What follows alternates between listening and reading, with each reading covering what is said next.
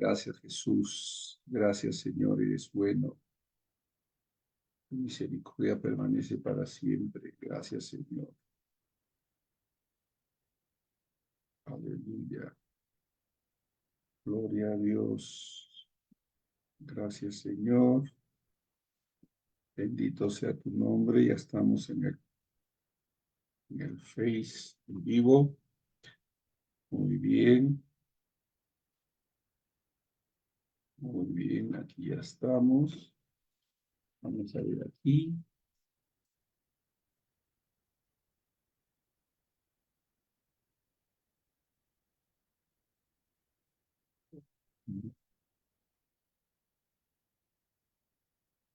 Sí, Señor. Gracias. Gracias, Padre. Bendito sea el nombre de Jesús. Ahí vamos. Y necesitamos, ya está. Gloria a Dios. Muy bien. Vamos a ver aquí. Ya estamos ya. Muy bien, hermanos, bendecidos en el nombre de Jesús. Aleluya, gloria a Dios. Estamos juntos otra vez. Vamos a... Bien, hermanos, estamos pues en un estudio de lo que significa el tipo de fe, de confianza que embargaba al apóstol Pablo y que le permitía hacer el tipo de oración que se registra en Colosenses capítulo 1. Pablo hace una oración en confianza, con una visión de eternidad muy amplia, en medio de las situaciones de turbulencia, de tribulación que él estaba viviendo, y sin embargo, él manifiesta esperanza, fe, amor, gozo en medio de las vicisitudes que estaba enfrentando. Y hay una razón para eso, y es todo ese bagaje de conocimiento y de entendimiento que Pablo manejaba. Uno no puede actuar a la manera en que Pablo actuaba, a menos que también maneje el conocimiento y el entendimiento que él manejaba. Un hombre de fe, un hombre que tenía un buen entendimiento de las cosas de Dios, que había captado cabalidad el propósito eterno de Dios. Él es reconocido como perito arquitecto. A él le fue revelada la palabra, el evangelio de una manera extraordinaria, gloriosa. Él aventajó a muchos de sus contemporáneos, y la lucidez, la luz, la claridad con que él presenta el evangelio es extraordinaria, incomparable. Dios lo eligió para eso. Y tanto él como Pedro y Juan, que son tres apóstoles prominentes en las escrituras de la gracia, ellos pues hacen un énfasis muy particular en el conocimiento de Dios, en el conocimiento de Cristo. El apóstol Juan, allá en Juan 17:3, dice que la vida eterna consiste en que te conozcan a ti, a Dios, el único Dios verdadero, y a Jesucristo a quien has enviado, dice la Escritura. Pedro habla de que debemos crecer en el conocimiento de Dios. Este es un concepto muy importante y que a veces, debido a los avatares del mundo, a las situaciones coyunturales, podemos perder de vista la importancia que tiene el crecer en el conocimiento de Dios y manejar este concepto. El concepto de crecer en el conocimiento de Dios es fundamental y, por supuesto, encuentra su base en las escrituras. Desde la perspectiva bíblica, el crecimiento en el conocimiento de Dios implica un proceso continuo. Es decir, que mientras estemos en este mundo, iremos creciendo en ese conocimiento. Ninguno de nosotros, por muy avanzados que parezcamos en términos espirituales y de conocimiento que manejemos, podremos jactarnos de haber alcanzado todo ese conocimiento que Dios, que se encuentra en Dios y al cual debemos aspirar y debemos buscar de manera permanente y constante. Es decir, que ese conocimiento es un proceso continuo y progresivo de nuestro entendimiento y de nuestra comunión con Dios. Definitivamente, hoy, pasado algunos años de vida cristiana, tenemos que reconocer que conocemos mejor al Señor de lo que antes lo conocíamos. Nuestras ideas equivocadas acerca de determinadas premisas evangélicas, teológicas o bíblicas han ido cayendo, han ido perdiendo consistencia y hemos ido adoptando nuevos conocimientos, un mejor entendimiento de las cosas. Y eso es el proceso. Dios quiere que crezcamos, que maduremos, que desarrollemos. Y ninguno de nosotros puede pretender haber alcanzado todo ese conocimiento que Dios hay. Pero estamos en ese proceso, estamos en ese cometido.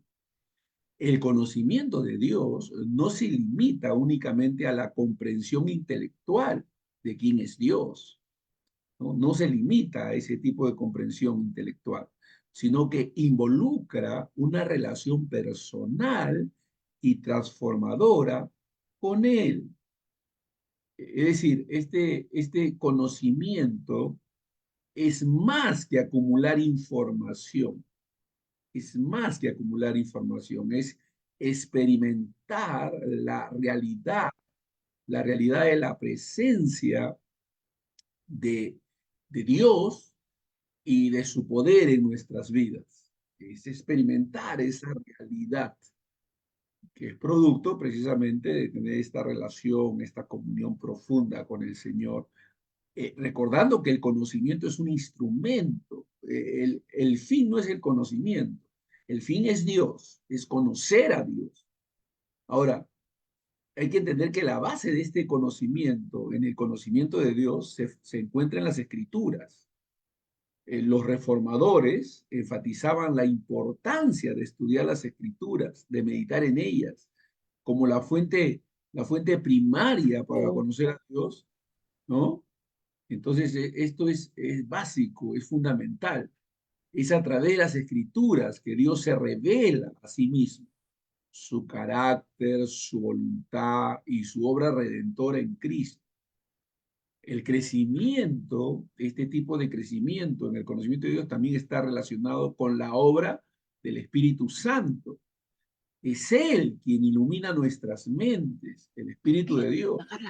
Ilumina nuestros corazones para comprender las verdades espirituales que nos capacitan para crecer en nuestra relación con Dios. Esto es clave. El Espíritu de Dios es el que trabaja en nosotros y nos infunge, nos influye, da gracia, mayor revelación, luz, nos capacita para crecer en nuestra relación con Dios. Ahora, este crecimiento en el conocimiento de Dios no es un fin en sí mismo, sino que va a conducir a una mayor reverencia, un amor mucho más profundo, una obediencia con mayor compromiso a Dios. Es decir, a medida que crecemos en el conocimiento de Dios, nuestra vida es transformada. Y tenemos que reconocer que es ese conocimiento el que nos hace crecer, nos hace madurar, nos hace desarrollar y fructificar. Esta vida transformada establece nuestras verdaderas prioridades. Es decir, lo que antes para nosotros era primario, pasa a secundario, porque las prioridades en esta vida transformada cambian y buscamos reflejar el carácter de Dios, de Cristo en nuestras acciones y actitudes. Crecer en el conocimiento de Dios es un proceso dinámico que implica un conocimiento continuo con las escrituras, con la obra del Espíritu Santo, y una relación personal con Dios. Definitivamente todos estos aspectos cambian, se intensifican en la medida que más y mejor conocemos a Dios y a nuestro Señor Jesucristo. El conocimiento de Dios, crecer en el conocimiento de Dios. Es este crecimiento, amados, el que nos capacita para vivir vidas que reflejen la gloria de Dios y nos acercan a una comprensión más profunda de su amor, de su gracia, de su soberanía. Crecimiento en el conocimiento. El crecimiento en el conocimiento de Dios está estrechamente relacionado con la doctrina de la santificación, con la doctrina de la santificación. Este proceso de crecimiento espiritual se manifiesta a medida que nosotros como creyentes somos transformados a la imagen de Cristo por la obra del Espíritu Santo. Esta obra santificadora implica un progreso constante en la conformidad a la voluntad de Dios y en la imitación de Cristo en nuestra vida, permitiendo que Cristo viva su vida en nosotros. Además, este crecimiento también implica una mayor profundización en la comprensión de la soberanía y la providencia de Dios. Dos temas claves e importantes en la vida del creyente. Cuando uno tiene esta comprensión y va creciendo en este conocimiento, la vida cristiana se dimensiona, se extiende a más. Los reformadores enseñaban que el conocimiento de Dios implicaba reconocer su absoluta soberanía sobre todas las cosas y su cuidado amoroso sobre su creación. Es esto lo que fortalece nuestra confianza, ¿no? En medio de las pruebas y dificultades, sabiendo que Dios está en control y obra todas las cosas para bien de aquellos que le aman. Gloria a Dios. Nos da sosiego, nos da paz, nos da tranquilidad. El crecimiento en el conocimiento de Dios también impacta la forma en que nosotros como creyentes vivimos en comunidad. Ojo con esto. O sea, también se trasluce, se refleja en nosotros cuando vivimos en comunidad. Promovemos una vida de amor, perdón y unidad en el cuerpo de Cristo, ¿no? Hace unos días conversaba con un consiervo y el consiervo me estaba compartiendo algunas de sus luchas, dificultades y desazones que experimentaba con un grupo de pastores, colegas de él, lo cual se relaciona. Y yo le decía, hay que amarlos, hay que bendecirlos, sírvelos, ¿no? Sírvelos, en siervo de ellos, es el camino que Dios nos ha trazado a nosotros los hombres de Dios frente a cualquier situación o circunstancia. Y él me decía, amén, amén, decía, ¿no? Entonces él estaba con una tristeza, un dolor por la forma como era tratado por un tipo de un grupo de colegas, pero bueno, amén. A veces pasaremos este tipo de situaciones, pero podemos amar, podemos bendecir, podemos sostener, edificar, ¿no? Promoviendo una vida de amor, de perdón, de unidad en el cuerpo de Cristo. Es decir, que la comprensión más profunda de Dios y su gracia lleva al creyente a una mayor compasión y comprensión hacia los demás, ¿no? Comprendemos y entendemos que hay situaciones de debilidad en el prójimo, ¿no? De inconformidad, de vanidad, de orgullo, situaciones que son confrontacionales con nosotros, pero ¿cómo respondemos ante el agravio? Amando, bendiciendo, perdonando, haciendo el bien, sabiendo que si nuestro enemigo tuviera hambre, le daremos de comer, si tuviera sed, le daremos de beber. Amén. Oraremos por los que nos persiguen. Eso es lo que dice la Escritura. Así nos enseña la palabra de Dios. Pero esto es el resultado del crecimiento en el conocimiento de Dios. Es decir, que el crecimiento en el conocimiento de Dios es esencial para nuestra vida cristiana. En la medida que mejor conocemos a Dios, En esa medida, nuestra vida será transformada y reflejaremos el carácter de Cristo en nuestro caminar diario, bendiciendo, sirviendo, amando, no teniendo una actitud de crítica, sino de comprensión, de tolerancia frente al prójimo, ¿no? Entonces, quiere decir que no solo se trata de adquirir información sobre Dios, sino de experimentar su presencia, poder y amor de una manera más profunda. Ninguno de nosotros debería sentirse satisfecho con el tipo de vida espiritual que tiene o que experimenta. Anhelamos más, queremos conocer más al Señor y queremos crecer en intensidad de fervor, de obediencia, de compromiso. Todo esto viene como consecuencia de conocer a Dios, de experimentar su presencia, poder y amor de una manera más profunda.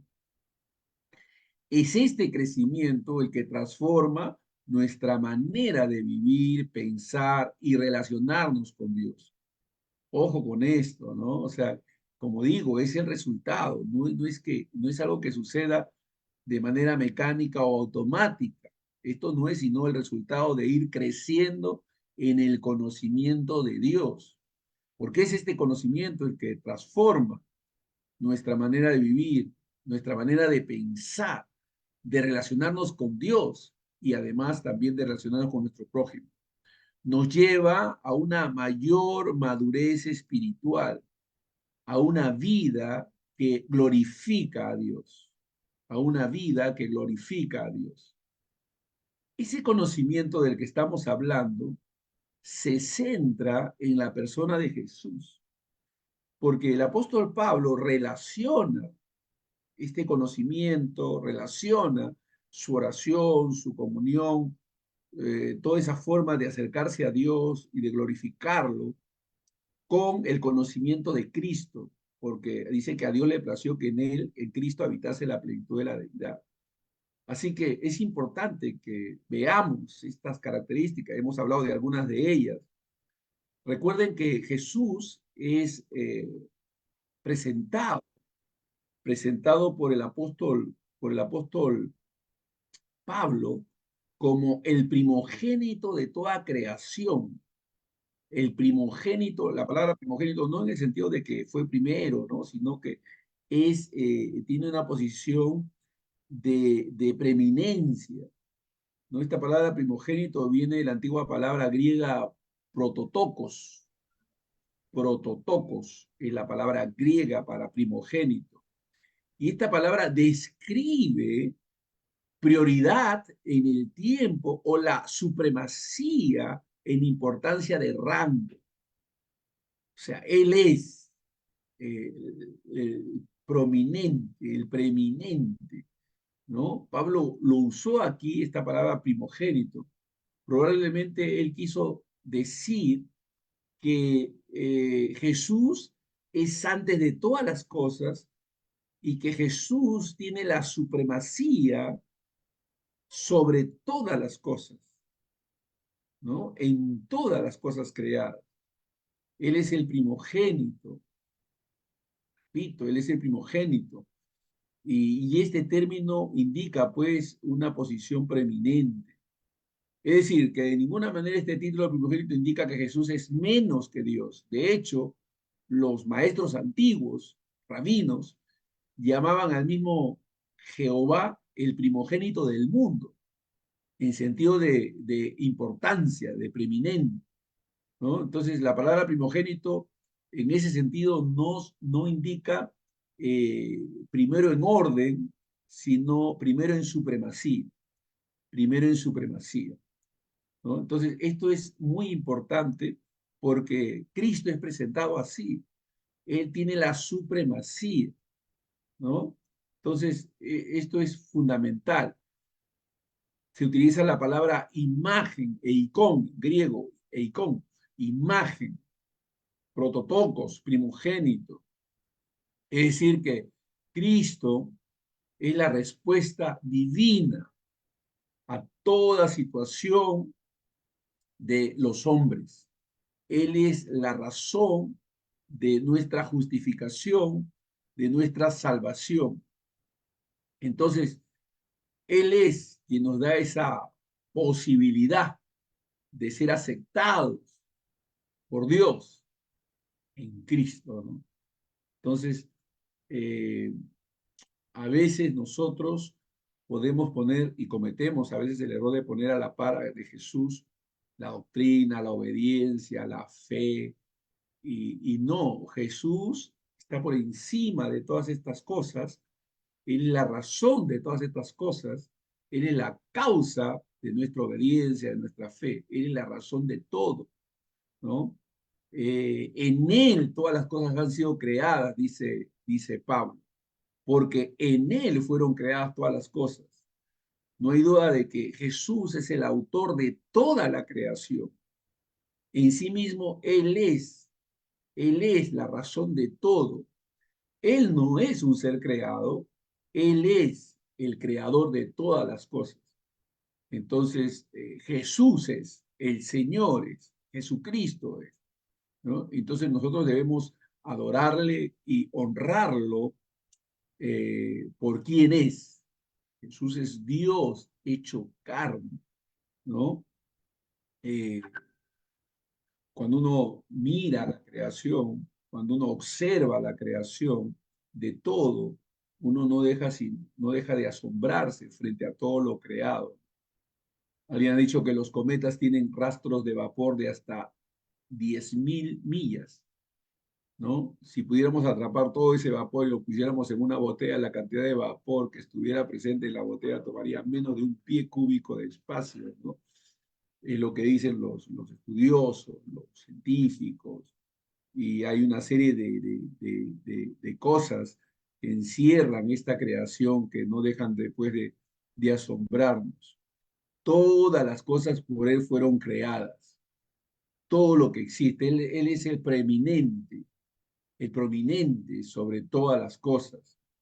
Ahora, Pablo dice que sean tronos, sean dominios, sean principados, sean potestades. Todo fue creado por Él y para Él.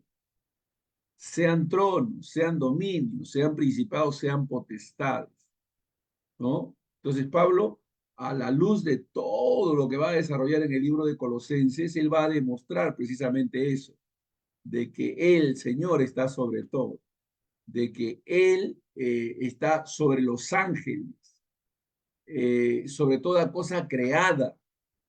Y a veces nosotros cometemos errores, repito, de poner a Jesús a la par de otras cosas. Y no hay nada que esté a la par de Cristo. Todo está debajo de Él. Toda potestad, todo principado, todo está debajo de Él. Bendito sea Dios. Entonces, esto es importante porque a veces nosotros tenemos actitudes que reflejan cierta religiosidad o cierta a, atadura tradicional que nos impide diferenciar, repito, entre la persona de Jesús y la doctrina, entre la persona de Jesús y la obediencia, entre la persona de Jesús y la fe. Jesús es la razón de todas estas cosas: obediencia, fe, doctrina. La doctrina no es un fin, el conocimiento de la doctrina no es un fin. La doctrina es un medio que Dios nos ha concedido de gracia para tener mejor y mayor conocimiento de Él, de Dios, de Cristo. Nuestra vida debe estar centrada en Cristo, en Dios. Y en ese sentido, tenemos que diferenciarnos, pues, de aquellas personas que entran en polémicas, en conflictos, en luchas, en debates y en menosprecios y en juicios, porque no están considerando a la persona de Jesús. Ellos están pensando en defender su posición doctrinal, su posición de sus conceptos, de sus ideas, al margen del propósito de Cristo, que es salvar, redimir, perdonar, alcanzar a aquellos perdidos por gracia, por misericordia, como si Dios rogase por nosotros, le decimos al hombre reconcíliense con Dios, ¿no? Entonces, es muy importante que desarrollemos una conciencia bíblica de la persona de Cristo Jesús como el Señor de todos nosotros. Cristo es el Señor.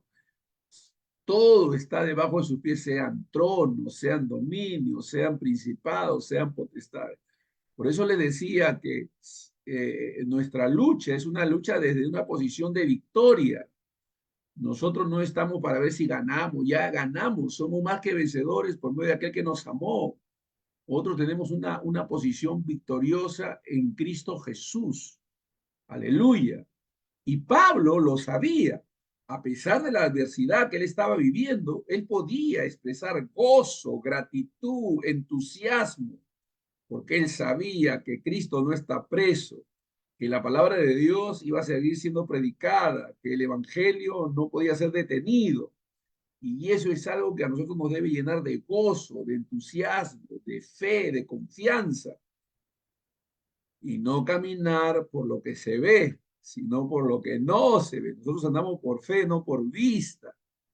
Al considerar las cosas que vemos, perdemos de vista realmente la visión eterna, puesto los ojos en Jesús, el autor y el consumador de la fe. Pablo dice que Cristo es antes de todas las cosas, Él que es el principio, ¿no? El que es el principio. Él es antes de todas las cosas por Él fueron hechas.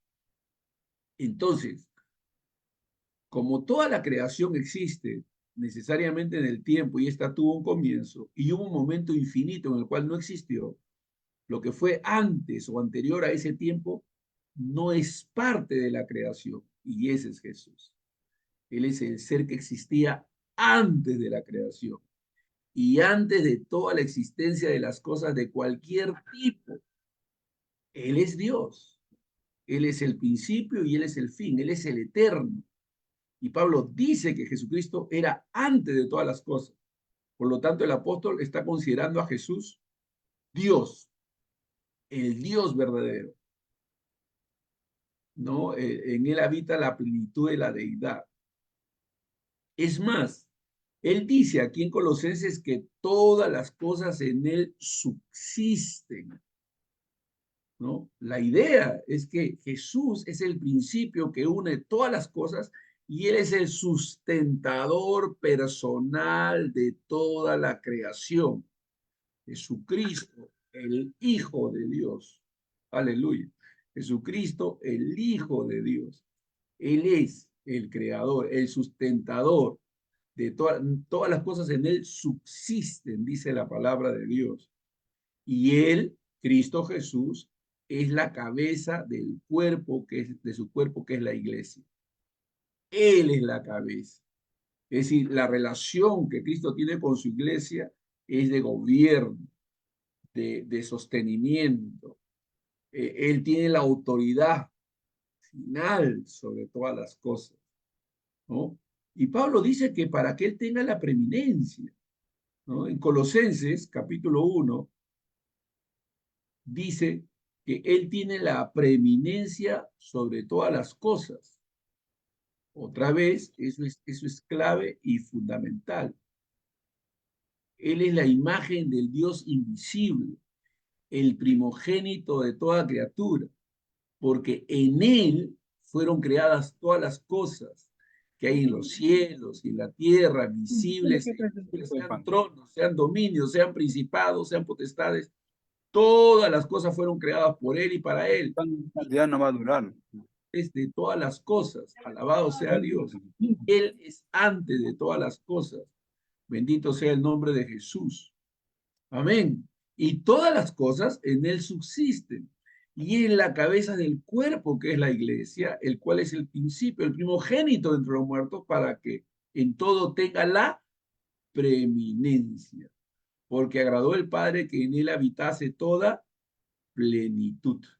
Entonces, estos son principios fundamentales, claves, que nosotros debemos asimilar, captar, entender.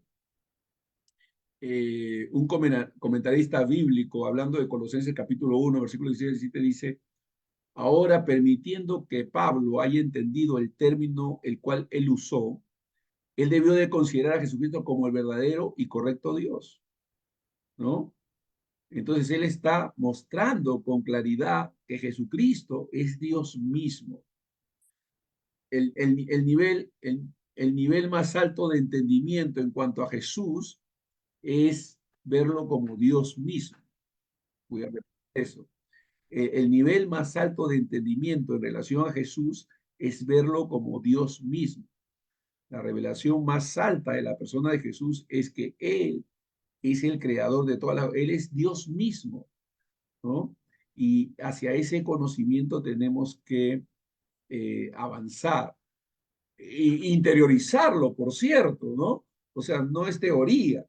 No es, ah, sí, yo creo que Jesús es Dios, pero te conmueve esa revelación, toca las fibras más íntimas de tu ser, o sea, entiendes que Jesús es Dios hecho carne, caminando y relacionándose con los seres humanos, que viendo a Jesús podemos ver a Dios, que en Él es la revelación del Dios invisible, bendito sea Dios.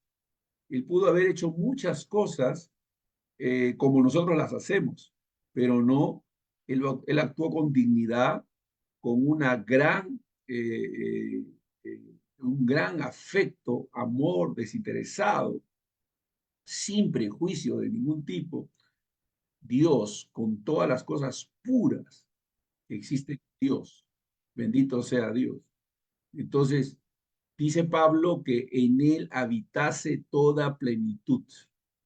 Esta palabra griega traducida por plenitud, que es pleroma, ¿no? La palabra pleroma, que es traducida por plenitud, es otra vez otra forma de decir que Jesús es verdaderamente Dios. Fíjense que en este pasaje que estamos leyendo, Colosenses 1, 15 en adelante, 16, 17, estamos viendo que el apóstol Pablo de diferentes maneras aborda el punto clave. Jesús es Dios, Él es el creador, Él está por encima de todo, Él es todo, ¿no? Entonces, esta palabra plenitud era un reconocimiento, un término técnico en la teología que indica la totalidad de los poderes y atributos divinos, ¿no? Un comentarista llamado Robertson dice esto, ¿no? Es la totalidad de los poderes y atributos divinos. Entonces, pleroma era un término utilizado por muchos maestros gnósticos en el sentido técnico para mostrar la suma total de los atributos y poderes divinos. Y Pablo utiliza este término, lo aplica a Jesús diciendo, Él es Dios. Él no tiene un rango pequeño, Él es todo Dios, ¿no? Él es la imagen del Dios invisible. Dios nos ayude a poder visualizar, captar esta verdad de manera plena, total, porque es esta verdad la que nos cambia en nuestras maneras de relacionarnos con Dios, con el Padre, con el Espíritu Santo, con Cristo Jesús y además relacionarnos con nuestro prójimo. ¿Cuántas cosas cambiarían si pudiéramos entender esta verdad y cuántas gente te pondría actitudes de crítica, de juicio, de rechazo al prójimo, si entendiese que Jesús, el Dios infinito, se hizo carne, habitó entre nosotros y mostró gracia, misericordia para con el prójimo, buscando la salvación de ellos, ¿no? Ahora, Pablo dice que esto fue un plan divino. Al Padre le agradó que en Cristo habitase toda plenitud, pleroma, ¿no? Pleroma, que en él habitase, ¿no? Esa palabra habitar es usada aquí en el sentido de habitar permanentemente, ¿no? Es una palabra que denomina una totalidad, ¿no? No es algo que él habitó temporalmente, no, permanentemente. Pablo estaba enfatizando la idea de que Jesús no era temporalmente Dios, sino que Él es permanentemente Dios. Él siempre ha sido Dios. Aleluya. Estas palabras son poderosas, hermanos, porque nos indica, la palabra plenitud nos indica algo sustancial, ¿no? Es algo que nos permite comprender con claridad que Él es todo y en todos, ¿no? Esta palabra incluye totalidad, totalidad, plenitud, una extrema riqueza en Él. Y esto agradó al Padre, dice la Escritura, ¿no? Agradó al Padre. Entonces, es un plan divino, es un propósito divino. Entonces, en consecuencia de la frase de que en Él habitase toda plenitud, está reuniendo un gran clima de expresión exterior, anterior, ¿no? La imagen de Dios, el primogénito de toda la creación, el creador, la preexistencia eterna. Él es la cabeza de la iglesia que venció la muerte, el primero de todas las cosas. Él es, ¿no? Y es en esta cima que debemos detenernos, mirando cómo Juan, desde Cristo en su plena deidad, está mostrando, está exhibiendo de manera plena y completa la deidad de Cristo. Por Él hemos sido redimidos, la redención ha sido consumada por Él en el cielo, bendito sea Dios. Entonces, Cristo, Dios nos permita buscar una relación profunda, personal, con la persona de Jesús, la persona de Jesús, entendiendo que el conocimiento, las doctrinas que vamos abrazando, son medios a través del cual, medios de gracia, a través de los cuales vamos acercándonos y conociendo más a nuestro Señor. El fin es Cristo. El fin es Cristo. El fin de nuestra fe es conocer a Jesús y ser transformados a su imagen, para que Él sea el primogénito entre muchos hermanos. El propósito de Dios es conformarnos a la imagen de su Hijo. Bendito sea Dios. El propósito de Dios es conformarnos a la imagen de su Hijo. Ese es el propósito bueno, el plan perfecto. Eh, eh, y sabemos que lo que ama a Dios, todas las cosas les ayudan a bien. Se refiere a ese bien glorioso, eterno, que es conformarnos a la imagen de Jesús. No está hablando de bienes temporales, está hablando del bien eterno, que es ser conformados a la imagen de Cristo. Ese es el bien por el cual Dios permite que muchas cosas vivamos y experimentemos, para que seamos conformados a la imagen de su amado Hijo. Gloria a Dios. Es por medio de Jesús que todas las cosas son reconciliadas. Y por medio de él, dice Pablo, reconciliar consigo todas las cosas. Es decir, que el trabajo expiatorio de nuestro Señor es amplio y lo llena todo. El trabajo expiatorio de nuestro Señor es amplio y lo llena todo.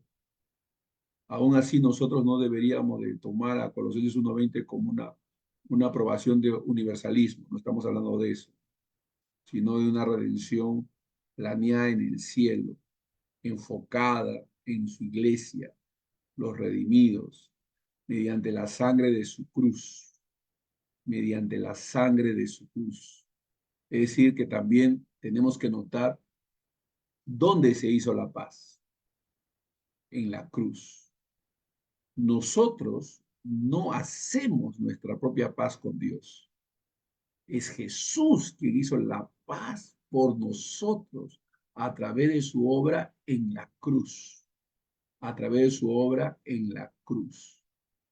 He escuchado a predicadores contemporáneos hablar de que no debemos hablar de cruz, no debemos hablar de sangre, no debemos hablar de sacrificio, eso aterroriza a la gente y debemos hablar de amor y de paz y que estar hablando de cosas cruentas y sacrificios es poner cargas sobre el prójimo, pero no es así.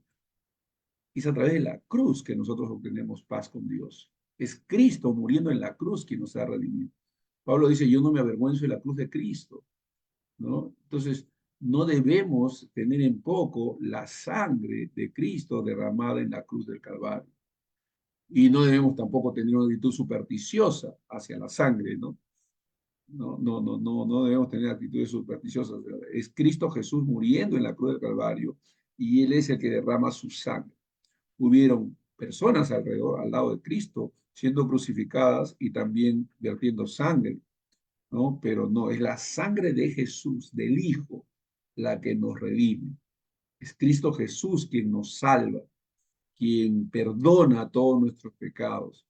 Él es quien cuando fue ejecutado estaba sustituyéndonos, tomando nuestro lugar.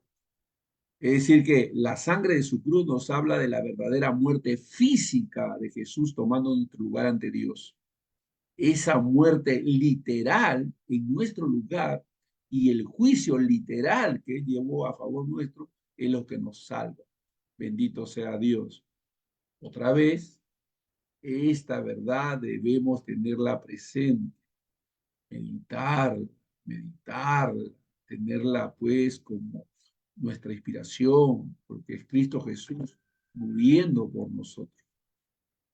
Eh, la gente, cuando se habla de la muerte de Cristo en la cruz, de su sacrificio, del perdón de pecados, malentiende estas declaraciones diciendo, no, esas son verdades básicas, eso ya es leche, eso ya no tiene, nosotros vamos a lo profundo, a lo más alto.